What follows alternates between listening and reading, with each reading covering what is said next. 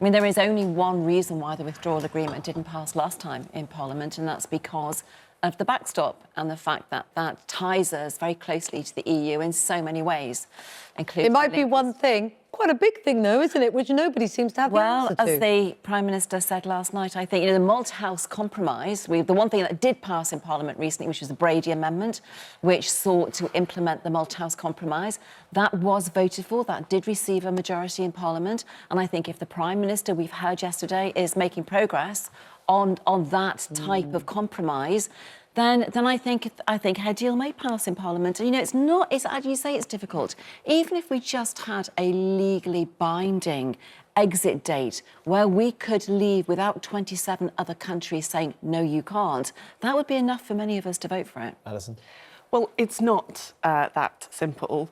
The Prime Minister's deal is not acceptable because it offers people no certainty and no clarity about what the future will look like. It doesn't confront really any of the challenges of Brexit. Does anyone know what it's going to look like, though, Alison? We're in new territory.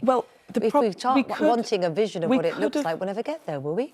Well, we could have found a deal that would have kept us in the customs union and the single market, which would have offered much more certainty to businesses and for people and their travel and everything. That's not leaving, though, Alison. Well, says who, Nadine? Because we're still in the EU if we're in the customs union, the single market. It takes away our ability to negotiate free trade deals, and that's one of the actual fundamental tenets of leaving the EU. Well, none of that was on the ballot paper.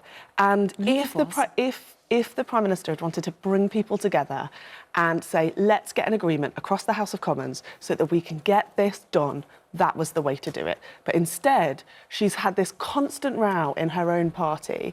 And Nadine's wrong, actually. Yes, the Brady Amendment did pass, but so did the Spellman-Dromey Amendment, which said... all these amendments, what you've got to bear in mind is that you guys are living it, but just explain what some of these amendments are to anybody at home that might not know. That amendment, which also has passed through the House of Commons, says we don't want to leave with no deal. But we voted for no deal when we activated Article... When we invoked Article 50, we voted for no deal. We've done it already. I do not agree. I actually didn't vote to trigger this process off because I didn't think it was heading in the right direction. But actually, those that did, I don't think they voted for food price hikes because we have to slap tariffs on cheese. And that's what your government are doing. Nadine, your government... If we activate Article 24 of GATT, we have no tariffs. Your government are working to put them in place right now as we speak. They have spent billions on no deal because the Tory party cannot agree. So I would simply say... To be fair, the Labour Party isn't doing brilliantly on agreeing either. I mean, 9 MPs left, not all about the issues of leaving the EU. No, but some about some really serious issues. Yeah, but a big chunk of them were because they couldn't find agreement on that. Yeah, and I think that's not a good thing. I don't want anybody to leave the Labour Party. But actually, on Brexit, we kind of had our big row in September at our conference, and we agreed a policy that we would... Here's the kind of deal we said that we could vote for. And we've been putting that forward ever since. We said, look, this might get to crisis point. We should probably have a general election. And I think anybody looking at the House of Commons now would think this is not going well. That's going to happen. Some alarm going off. But that's the Brexit alarm. If just in the 16 end, hours. Exactly. that was my 30 days. That was my cue to say that in the end, the time might run out, and we might need to put this back to the people. Do you think that's what she's trying to do, actually, run out the time, Nadine?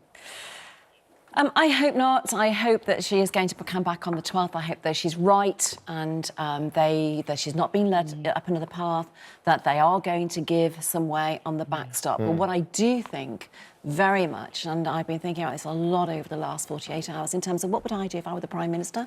If she comes back with some kind of movement on the backstop, even if it's only a time-limited clause or a legal codicil or something binding that gives us that exit, that will pass in the House of Commons. I know it won't pass with Alison and she probably won't vote for it, but it will pass in the Commons.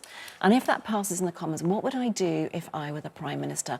I would go straight into a general election because then I would look for a mandate from the people to reinforce that. And we have the local elections coming up in May. And I do know that one thing in her heart, Theresa May does not want to do is for her legacy to be what happened in the 2017 election.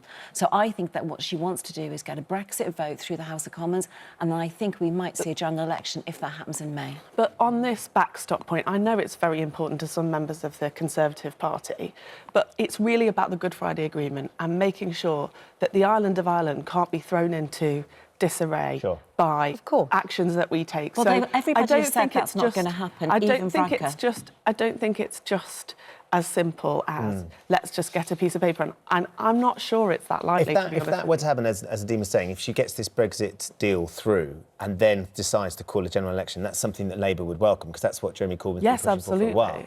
Absolutely. So, I mean, if that was to happen, you'd see that as a positive thing? Well, I felt for a long time that if it wasn't for recent changes in the law, we would be having a general election, because I think that vote against the deal was massive. 230 members of Parliament, majority. So if she managed to swing it all the way back, then, does she get some credit for finding a deal that people can vote for? Well, the fact is that, as I was saying before... She's struggling to give the Prime Minister any credit at all. Alison, it's not because of recent changes in the law. There was an immediate vote in confidence in Theresa May in Parliament, and she won it. Yeah, I mean, fair play to her for that. I don't know why Tory MPs voted against her in a big vote one day and then vote to have confidence in the next day.